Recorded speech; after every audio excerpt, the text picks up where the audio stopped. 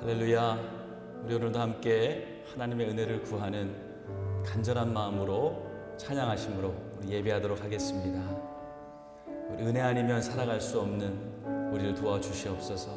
우리 이런 마음으로 함께 예배로 나아가시겠습니다.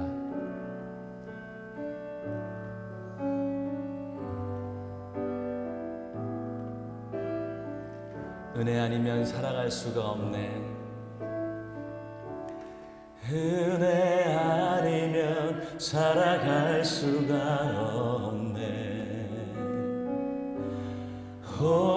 호흡마저도 다 주의 것이니 세상 평안과 위로 내게 없어도 예수 오직 예수뿐이네. 은혜 아니면 살아갈 수가 없네. 호흡마저도 다 주의 것이니 세상 평안과 위로 내게 주소도 예수 오직 예수뿐이네. 그 신계획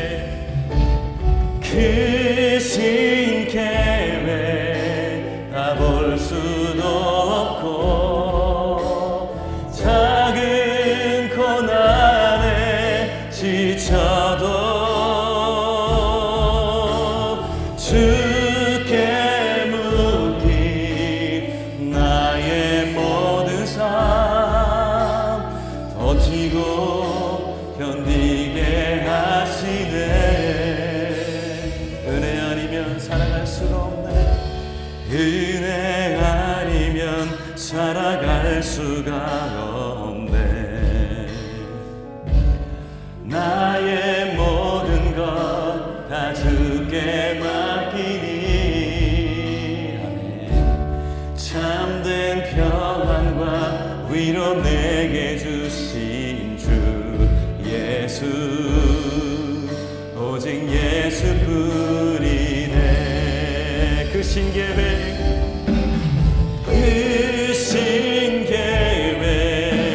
다 볼 수도 없고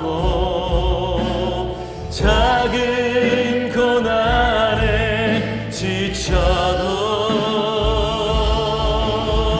주께 묻기 나의 모든 삶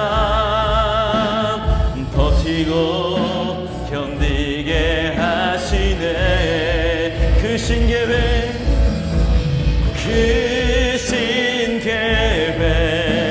다 볼 수도 없고 작은 고난에 지쳐도 주께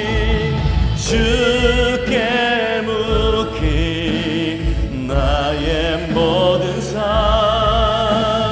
버티고 견디게 하시네.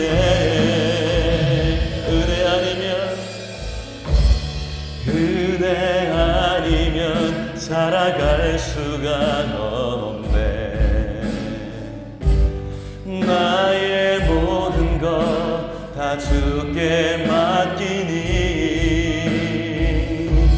참된 평안과 위로 내게 주신 주 예수 오직 예수뿐이네.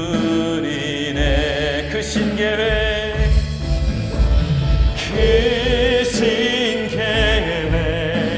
다 볼 수도 없고 작은 고난에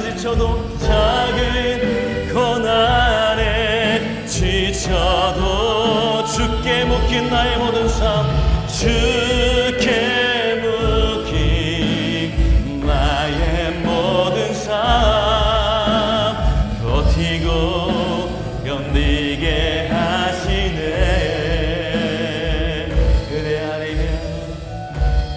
은혜 아니면 살아갈 수가 없네. 나의 모든 것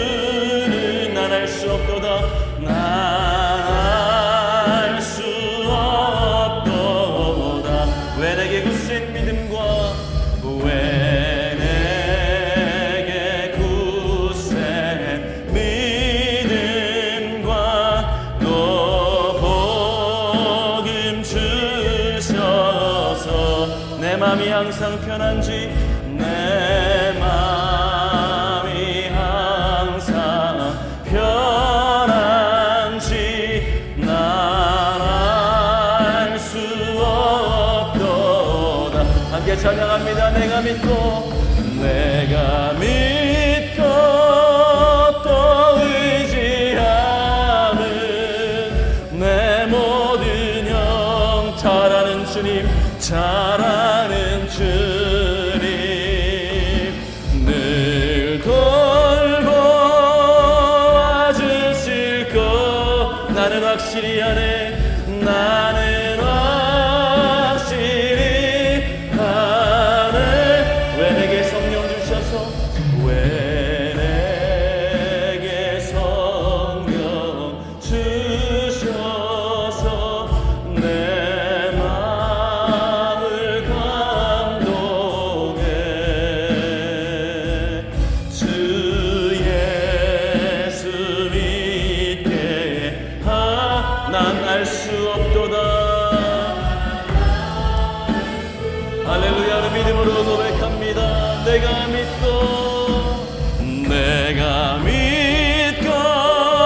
또 의지함은 내 모든 형편 잘하는 주님, 늘 돌보아주실 것 나는 확실히 아네. 나는 확실히 내가 믿고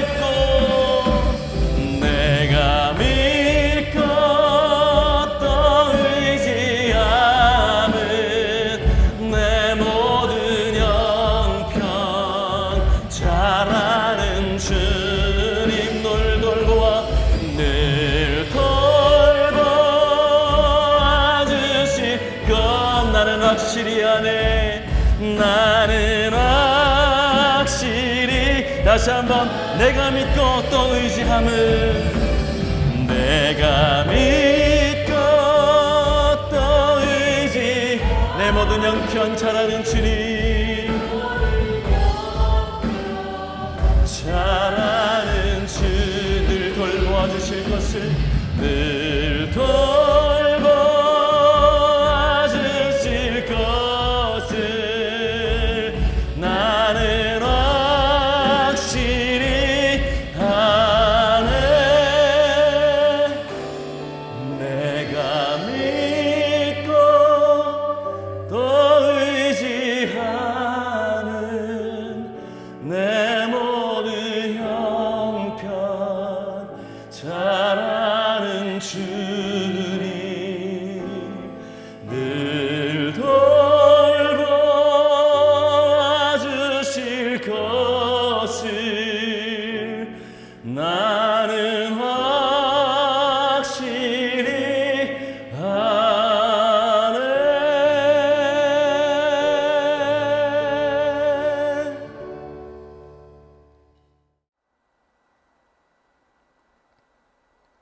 살아계셔서 역사를 주관하시는 하나님 아버지, 저희의 일상과 예배가 하나님의 크신 은혜임을 깨닫게 하시니 감사합니다.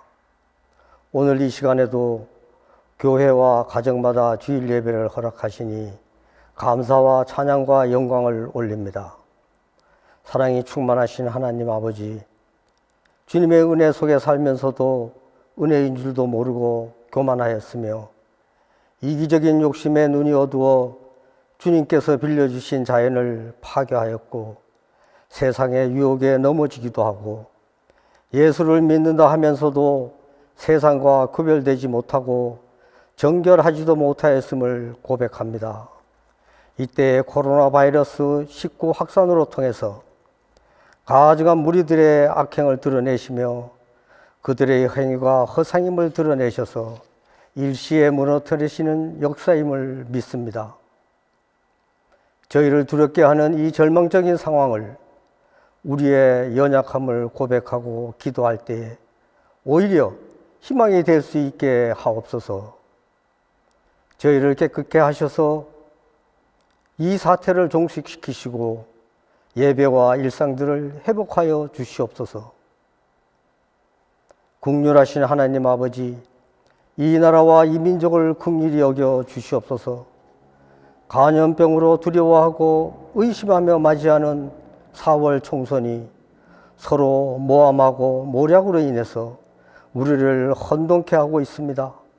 주여, 저희들에게 분별력을 주셔서 하나님을 경외하고 두려워하는 자들로 세워주셔서 이 부끄럽고 가슴 아픈 삶의 현실을 치유하시고 구원하여 주시옵소서.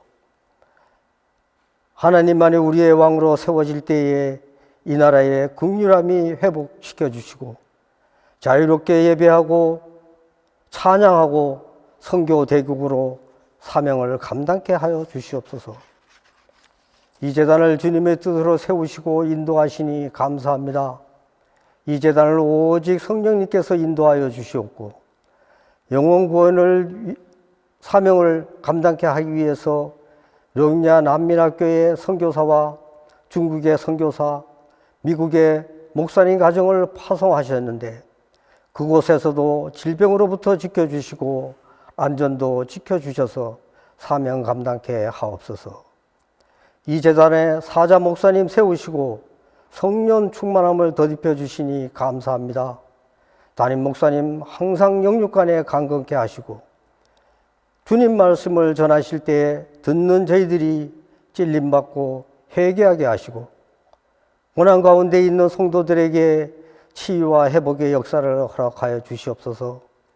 드리는 예배마다 채워주시고 모든 기간마다 깊은 교제를 허락하셔서 성도 모두가 오늘보다는 내일이, 올해보다는 내년이 더 아름다워지는 삶의 확신을 더하여 주시옵소서. 오늘 예배를 교회에서나 가정에 영상으로 드리거나 일일이 기억하여 주시옵고 우리의 자녀들이 하나님을 모르는 다른 세대로 전락하는 것을 막아주시고 저희 자녀들의 항상 하나님을 경외하는 마음과 믿음을 주셔서 다음 세대의 기이한 리더로 세워주시고 군복무 중인 자녀나 학업과 직장 때문에 지방이나 외국에 거할지라도 어떤 유혹과 질병으로부터 막아주시고 안전을 지켜주셔서 주님 나라 확장에 쓰임받게 하옵소서. 오늘 예배가 저희들의 심령마다 이 재단과 이 나라에 하나님 은혜가 충만케 하시옵소서. 우리 주 하나님 아버지만이 홀로 영광받아 주시옵소서. 우리 주 예수 그리스도 이름으로 기도하옵나이다. 아멘.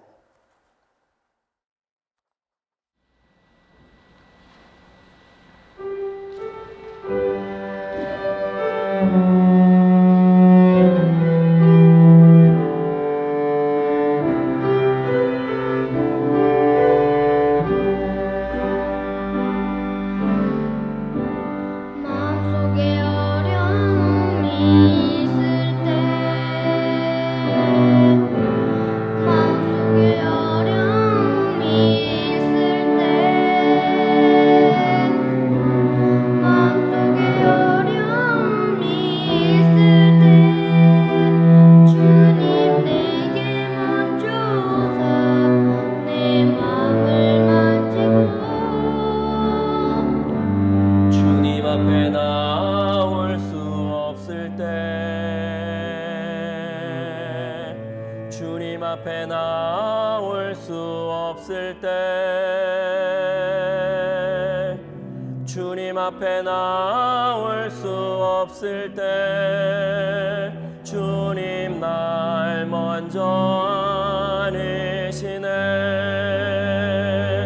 그럼에도 불구하고 날 사랑하시는 내 하나님의 사랑은 나의 모든 걸 덮고 그럼에도 불구하고 날 안아주시는 내 하나님을 부를 때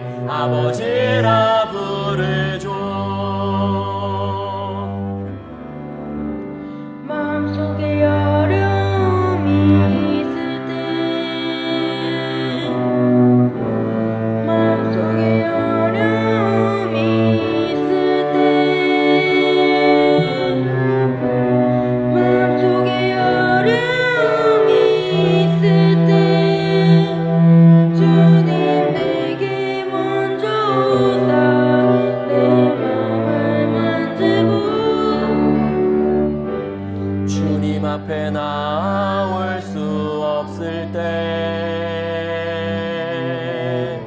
주님 앞에 나올 수 없을 때, 주님 앞에 나올 수 없을 때, 주님 날 먼저 안으시네.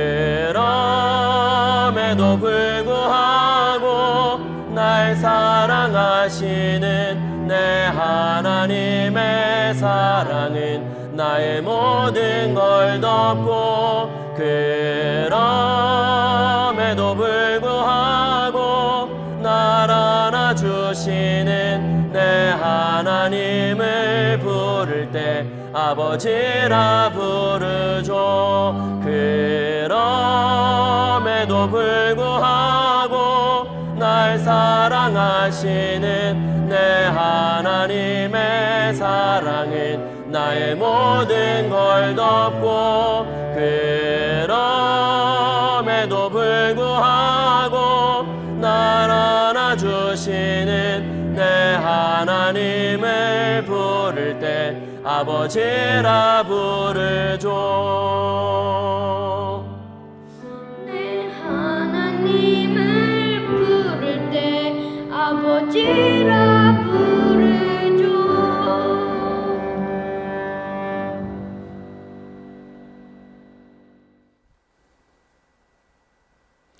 일본의 소설가 엔도 슈샤쿠가 쓴 침묵이라고 하는 소설이 있습니다. 몇 년 전에 마틴 스콜세이지 감독이 영화로도 만든 작품인데요.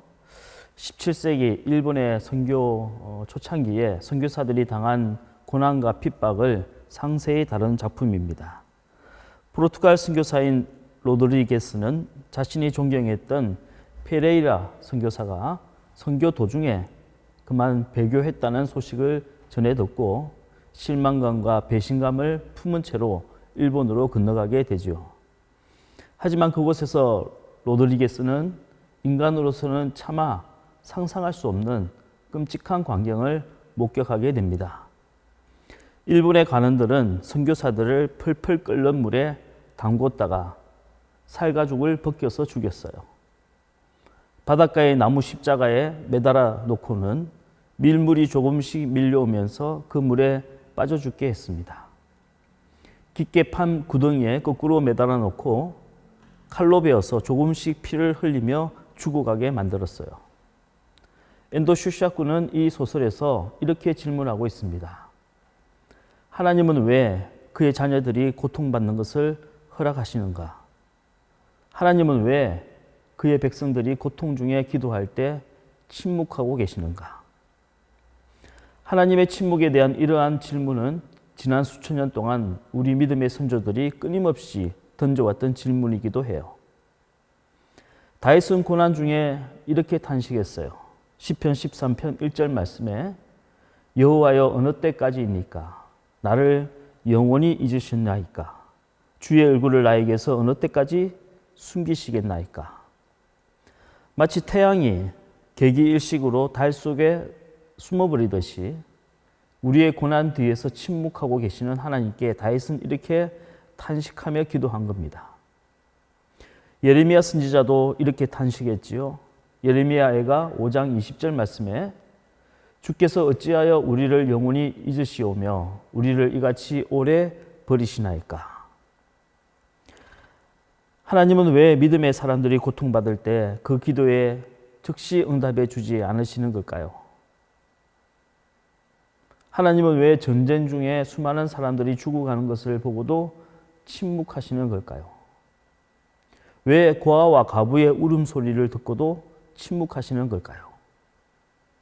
하나님은 왜 선한 사람들이 악인들에게 고통을 받고 핍박을 받는 것을 보고도 침묵하고 계시는 걸까요?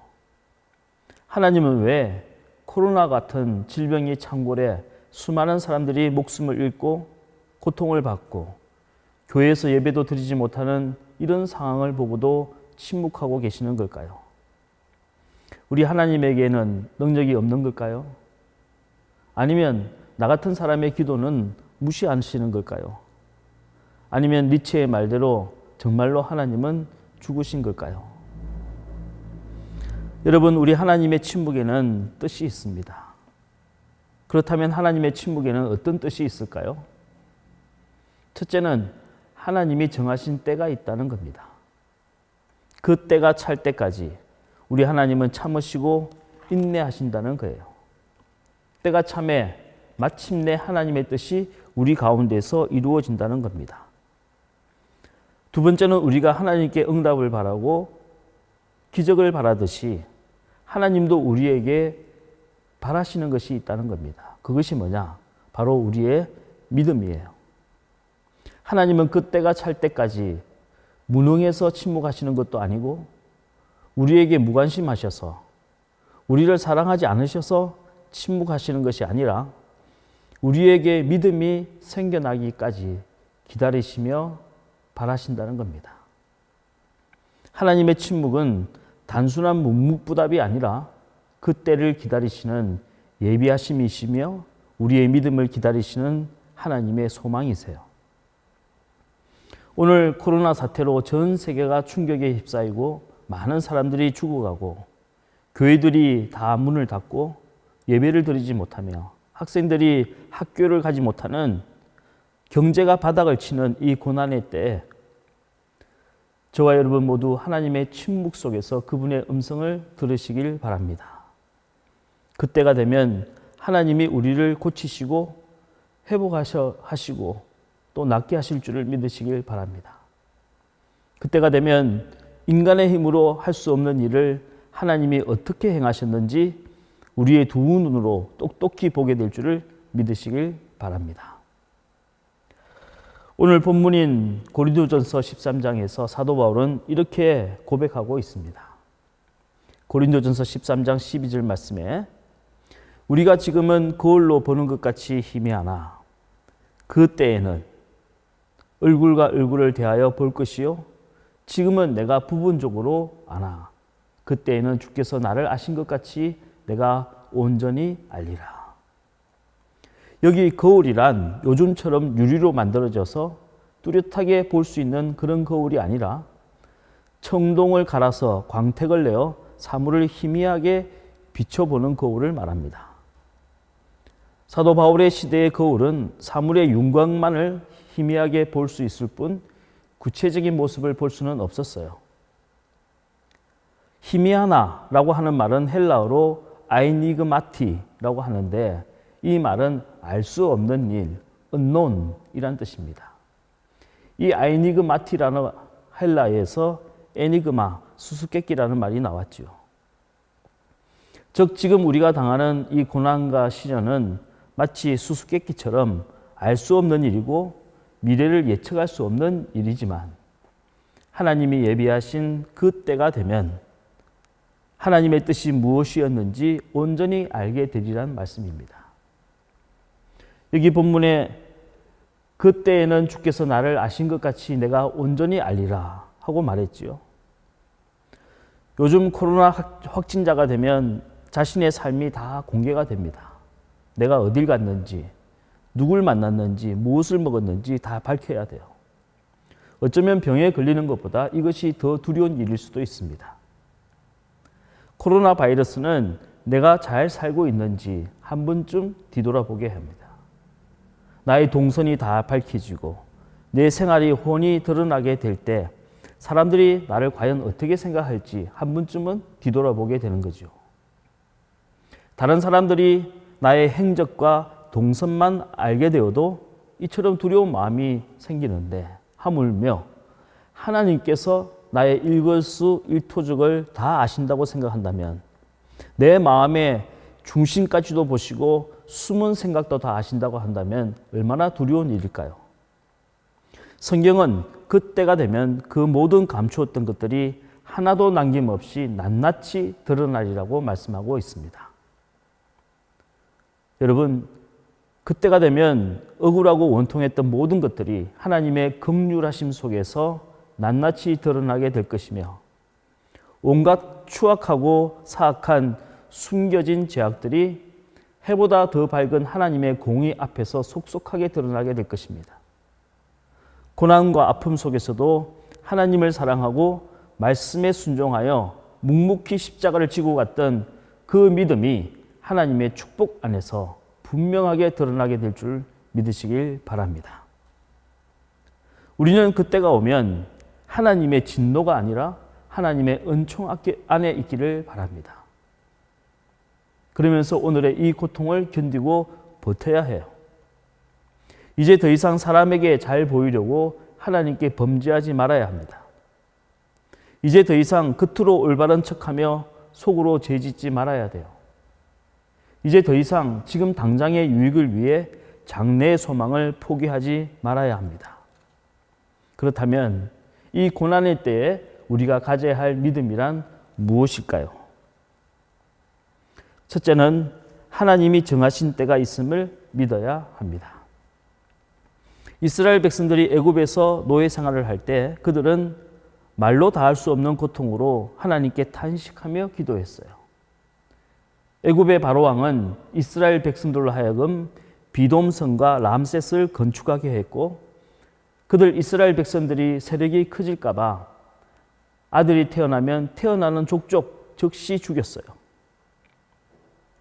하지만 하나님은 그 400년 동안 침묵하셨습니다. 여러분, 만약 우리가 그 당시 이스라엘 백성이었다면 그 400년이라고 하는 긴 침묵을 어떻게 이해할 수 있을까요?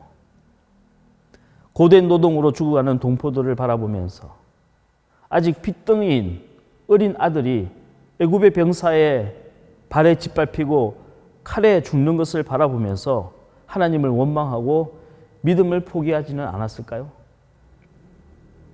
그런데 400년이란 긴 시간이 지난 어느 날 하나님은 이렇게 말씀하셨습니다. 출애굽기 2장 24절로 25절까지 말씀이에요. 하나님이 그들의 고통 소리를 들으시고 하나님이 아브라함과 이삭과 야곱에게 세운 그의 언약을 기억하사 하나님이 이스라엘 자손을 돌보셨고 하나님이 그들을 기억하셨더라. 400년이라고 하는 긴 시간이 지난 후에야 하나님은 아브라함과 맺은 언약을 기억하시고 이스라엘 백성을 구원하셨다는 겁니다. 그렇다면 하나님이 아브라함과 맺은 언약이란 무엇일까요? 우리는 창세기 15장 말씀을 살펴보아야 합니다. 창세기 15장 13절로 14절 말씀이에요. 여호와께서 아브라함에게 이르시되 너는 반드시 알라. 네 자손이 이방에서 객이 되어 그들을 섬기겠고 그들은 400년 동안 네 자손을 괴롭히리니 그들이 섬기는 나라를 내가 징벌할지며 그 후에 너희 자손이 큰 재물을 이끌고 나오리라. 그 옛날 믿음으로 갈대아 우르를 떠나 가나안 땅에 들어온 아브라함에게 하나님은 이렇게 약속하셨어요. 너희 자손들이 이방 나라에서 종이 되어서 그들을 400년간 섬기게 될 거라고 말씀하셨습니다. 그리고 그 400년이 다 지나고 나면 내가 그 이방 나라를 심판하고 너희 자손들을 구원하리라고 약속하셨어요. 그렇다면 여러분, 하나님은 왜 400년이라고 하는 때를 맞추신 걸까요? 그 이유를 알려면 그 다음 절 말씀을 읽어봐야 합니다. 창세기 15장 16절 말씀을 함께 보겠습니다. 내 자손은 4대 만에 이 땅으로 돌아오리니 이는 아모리 족속의 죄악이 아직 가득 차지 아니함이라 하시더라. 여기 아모리 족속이란 당시 가나안 땅에 거주하고 있던 모든 족속을 대표하는 족속이에요. 하나님은 가나안 족속들의 죄악을 심판하실 때와 이스라엘 백성들이 애굽에서 출애굽할 때를 맞추신 거예요. 이스라엘 백성들을 자유케 함으로써 죄악이 가득한 가나안 땅을 심판하시고 그 땅에 하나님 나라를 건설하시려는 하나님의 뜻이 있었던 겁니다. 그 기한을 작정하신 분은 하나님이세요. 이스라엘 백성을 애굽의 노예가 되게 하신 분도 하나님이시요, 그들을 애굽의 압제에서 구원하신 분도 하나님이세요. 인간이 아무리 발버둥치고 노력해도 하나님이 정하신 이 기한을 바꿀 수는 없어요.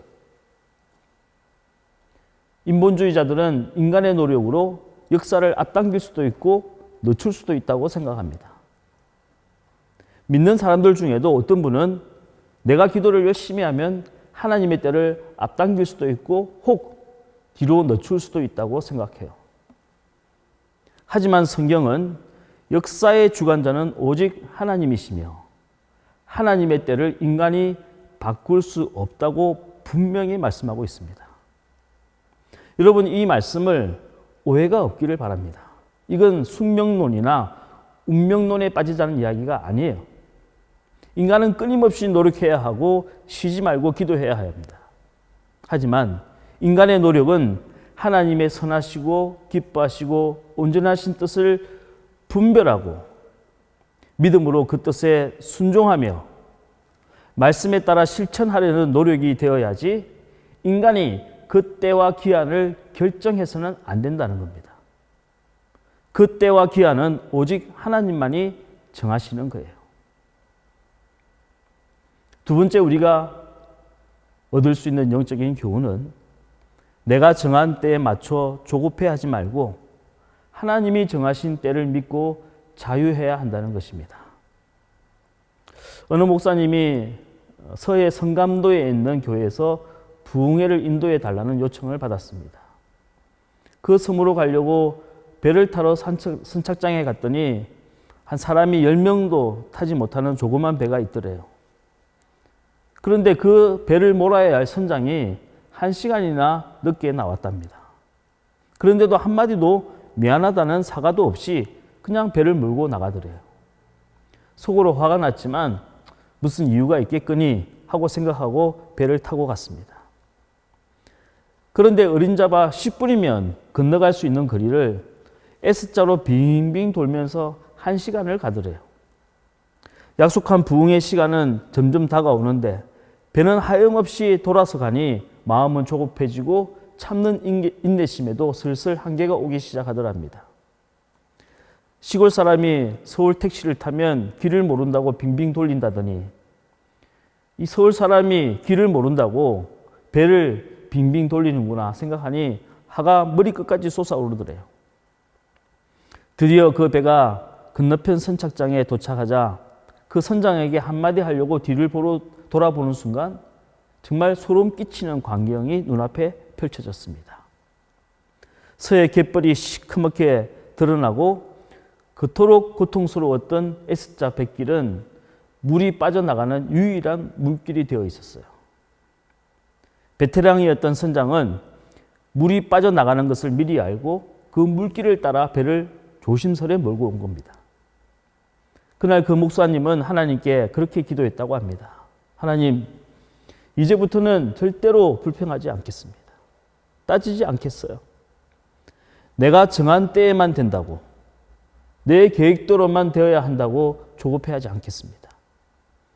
하나님은 나보다 나를 더 잘 아시며 언제나 선하시고 완전하십니다.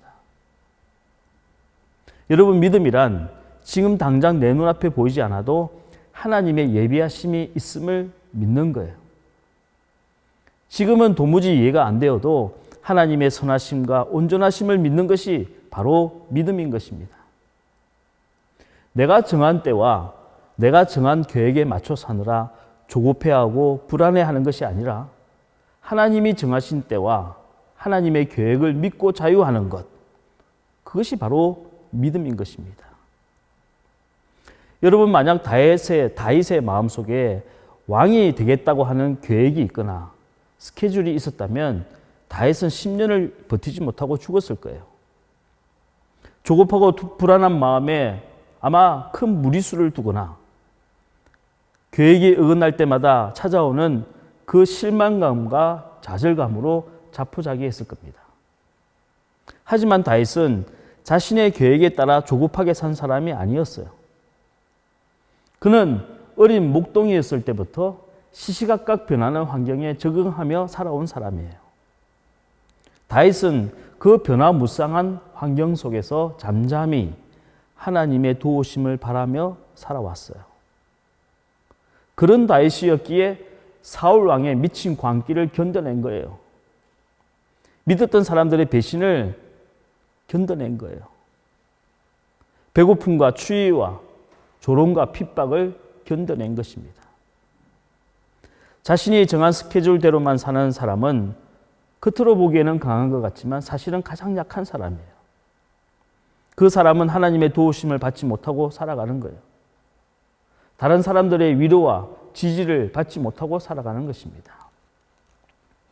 내가 정한 때에, 내가 정한 계획, 내가 정한 방법이라고 하는 이 함정에서 빠져나와야 비로소 하나님의 뜻이 보이기 시작합니다.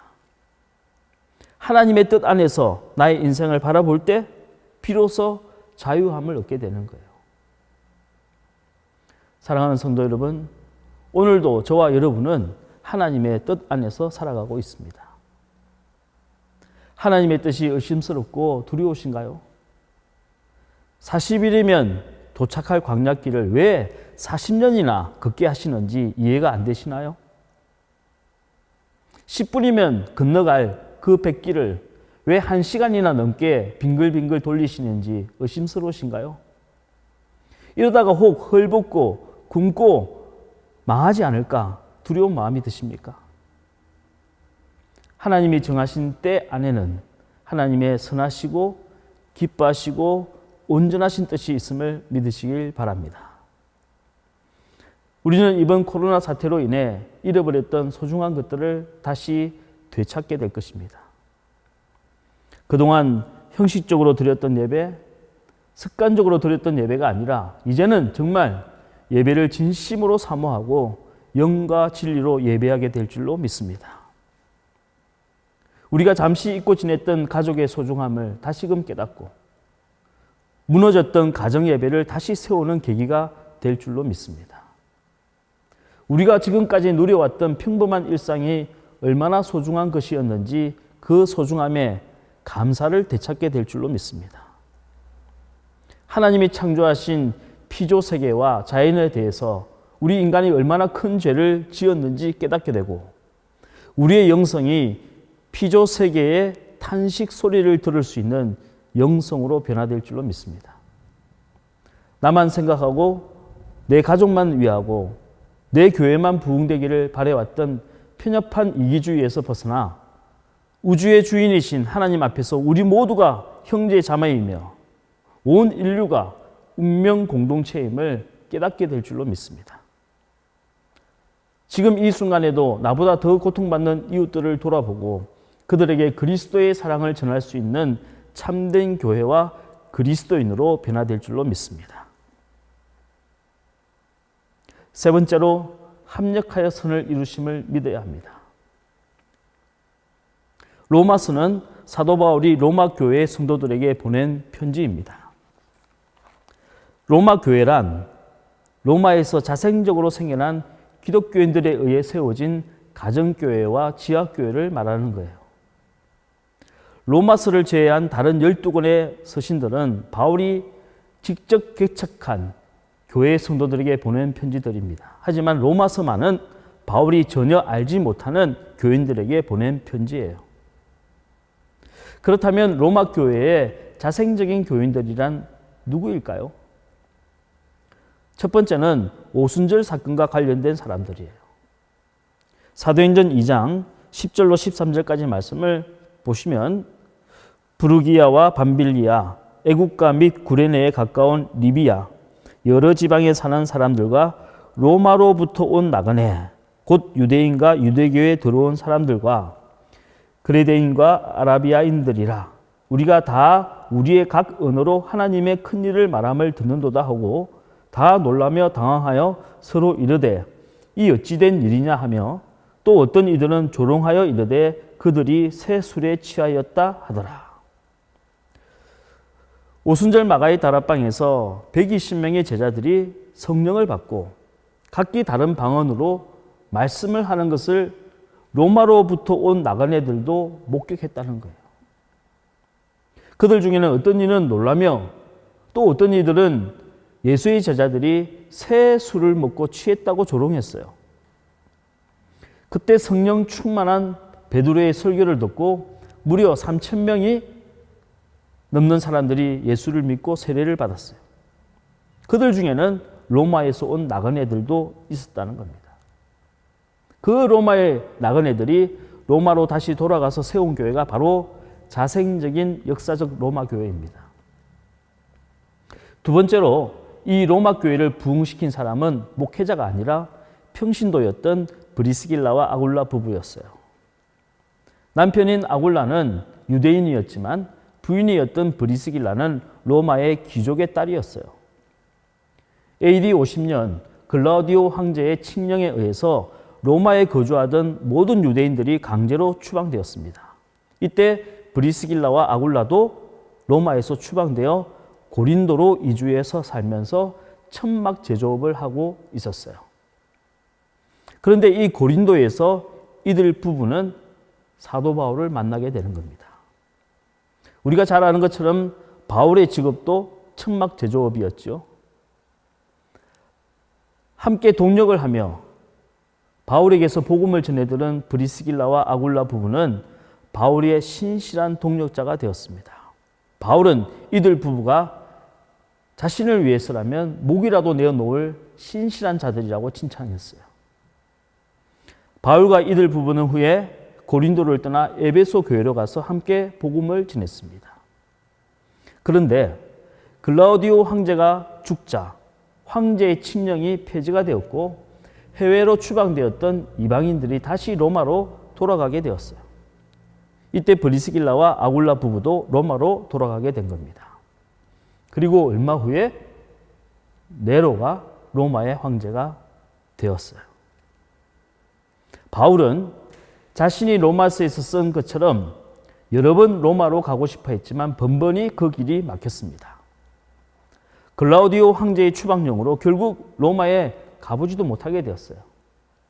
하지만 그 결과로 브리스길라와 아굴라라고 하는 신실한 복음의 동력자를 만나게 된 겁니다. 네로 황제 때는 기독교 역사상 가장 큰 핍박을 받았던 박해기였습니다. 하지만 그때에 맞추어서 하나님은 브리스길라와 아굴라 부부를 로마로 다시 돌려보내신 거예요. 로마에 브리스길라와 아굴라 부부가 있었기에 바울은 알지도 못하는 로마 교회 성도들에게 편지를 보낼 수가 있었던 것입니다. 그리고 이 로마서가 없었다면 로마 교회는 완전히 무너지고 말았을 거예요. 로마 교회 성도들은 바울이 전해온 이 복음을 붙들고 그 엄청난 박해 속에서도 지하 카타콤베 안에서도 믿음을 지켜냈던 겁니다. 때가 차면 하나님의 예비하심이 다 이루어지면 우리의 기도의 분량이 다 차면 믿음의 사람들의 피와 땀과 눈물이 다 차면 그때가 되면 모든 것이 합력하여 선을 이루게 되는 겁니다. 로마서 8장 28절 말씀이죠. 우리가 알거니와 하나님을 사랑하는 자, 곧 그의 뜻대로 부르심을 입은 자들에게는 모든 것이 합력하여 선을 이루느니라. 성도 여러분, 우리는 이 시험과 역경을 견디고 버텨야 해요. 인생에 곱게 난 길은 없어요. 산을 오를 때에는 비탈길을 견뎌야 하고 눈밭을 걸을 때에는 빙판길을 견뎌야 해요. 하지만 아무리 높은 오르막이라도 언젠가는 끝이 있고 꽁꽁 언 눈길도 녹을 날이 있어요.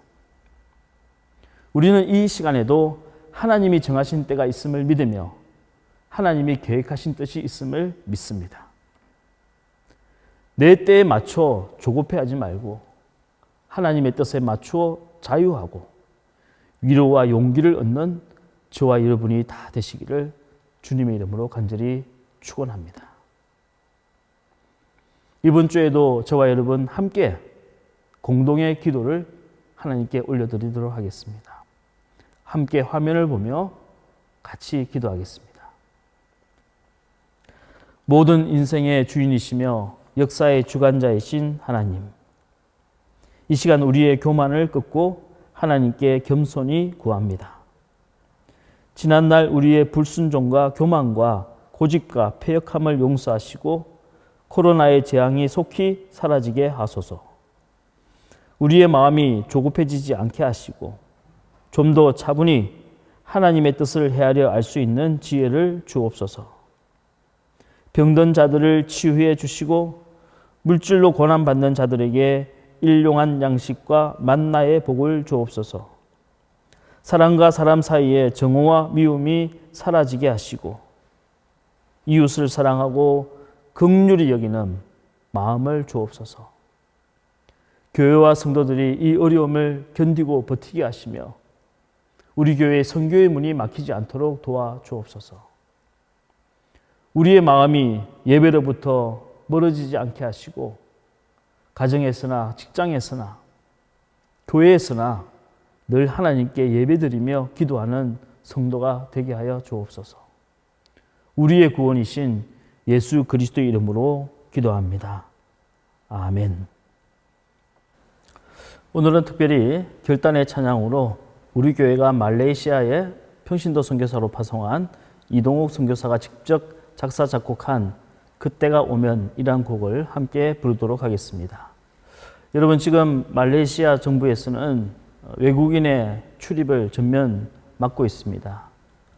4월 말에 들어와서 비자를 다시 갱신하지 않는다면 이동욱 선교사 가정이 매우 어려운 처지에 놓이게 될 겁니다. 특별히 지금 말레이시아 정부는 난민 학교를 전면 폐쇄했습니다. 아이들이 학교를 나오지 못하고 있고요. 특별히 더 큰 문제는 난민 어린이들은 코로나에 걸려도 병원에 가서 치료를 받을 수가 없다는 겁니다. 여러분, 함께 기도해 주시길 부탁드립니다. 어서 속히 하나님의 때가 이루어져서 난민 학교가 다시 열리게 되고 또 우리 교회에 파송한 선교사 가정이 어려움을 당치 않도록 기도해 주시길 부탁드립니다. 더욱이 중국에 파송한 허상산 선교사님을 위해서도 또 미국 인디안 마을에 파송한 박대진 선교사님 가정을 위해서도 함께 기도해 주시기를 부탁을 드립니다. 이제 다 함께 그때가 오면 이란 찬양을 함께 하나님께 올려드리도록 하겠습니다. 그때가 오면 그때가 오면 하나님 정하신 그때가 오면 날 위해 예비하심 따라 그때가 오면 평안하리.